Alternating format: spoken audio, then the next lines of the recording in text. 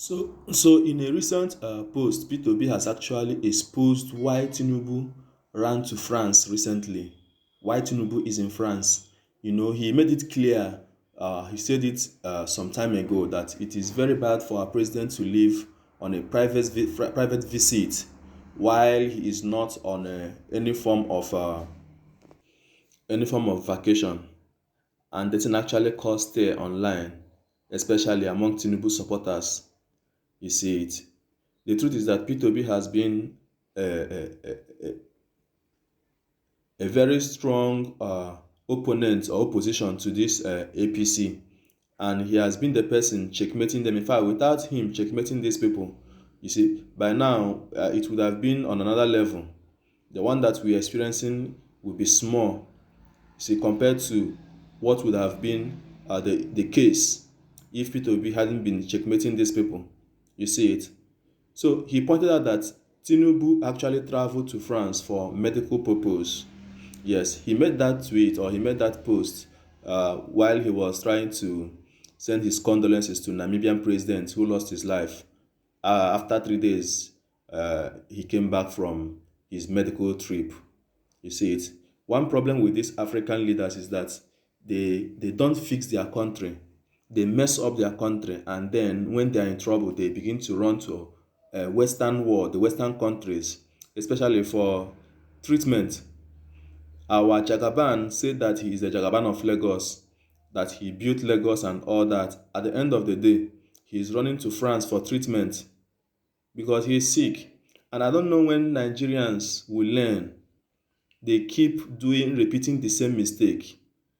A man who is sick and old forced himself on us, and then we accepted. And the truth is that the people, the upper class, the politicians, they're actually happy that he is our president because they can be doing what they like without nobody checkmating them. Because they knew that if P2B enters to be the president of Nigeria, they wouldn't dare do some of the things that they are doing at the point. You see it?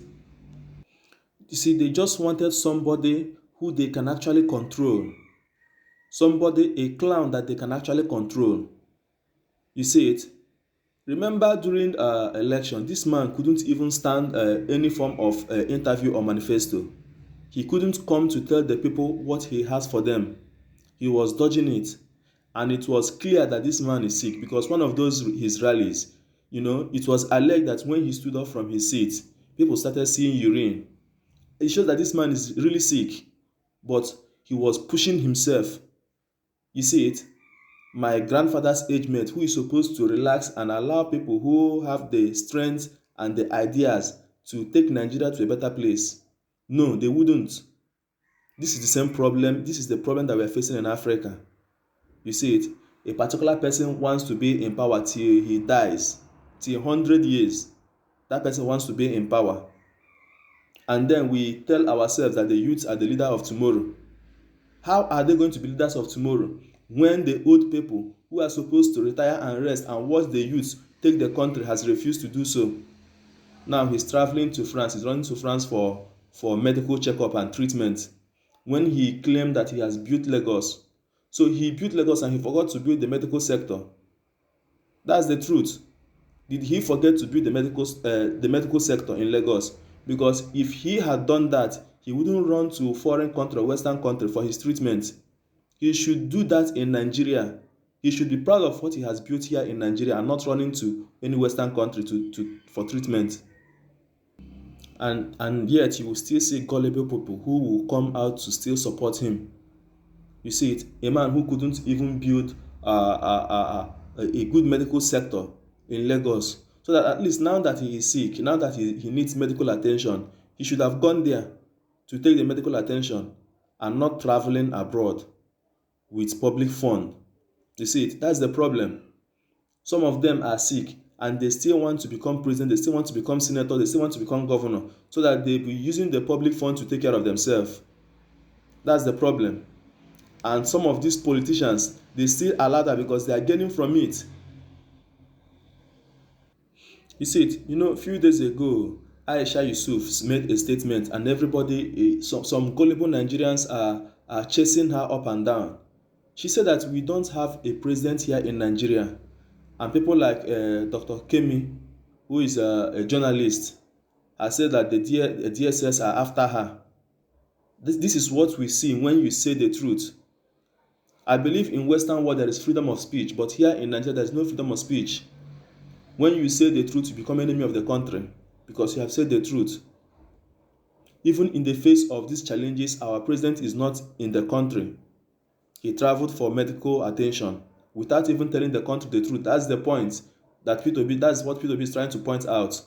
You should have told the country. Take example from Namibian president, because before he left from Namibia to wherever he went to for medical checkup, he told the country, look at what I'm going for. And then Tinubu and his cabinet are hiding this from Nigerians. He went on a private visit. What kind of private visit will a president leave his country to another country where you are not even welcomed? You see it? Where the president of that country did not even come to welcome you, you are just a commoner there. And that's the problem. It's a shame and a disgrace to Nigerians. Nigerians in diaspora, is a shame and a disgrace to them that a president left the country to another country where he's not even welcomed. You see it? For medical checkup. While we have hospitals here in Nigeria, we have federal medical centers, we have teaching hospitals here in Nigeria.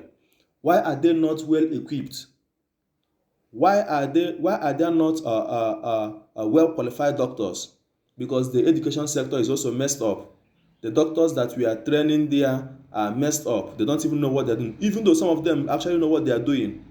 But because of poor administration, some of them are not even paid well. See, some time ago, you see resident doctors threatening to go on strike. That's because they are not being taken care of. And that's why our leaders, when they send that particular presidential office, you see them traveling abroad for medical checkup, when in their country there are hospitals there. So who is cheating who? What you have, you cannot even make do with what you have. Who is cheating who? Anyway, guys, let me know what you think in the comment section.